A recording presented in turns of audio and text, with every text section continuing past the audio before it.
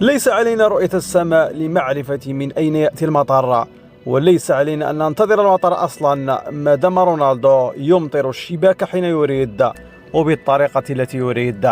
اسمحوا لي يا ناس، هناك شيء غريب فاق الطبيعي وفاق المعقول. هذا المجنون رجله اليسرى التي يقولون عنها ضعيفة لم تصبح كذلك. صاروخ ماديرا يفجر شباك الدحيل القطري بصاروخ أرض جو لا يصد ولا يرد في دوري أبطال آسيا.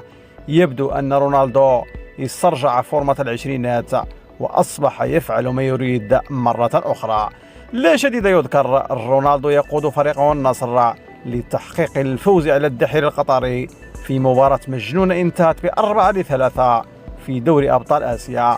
أنصحكم مشاهدينا الكرام أن تستمتعوا فقط بما يفعله هذا الرجل في هذا العمر، لأنه لم يسلم المشعل بعد لأي أحد.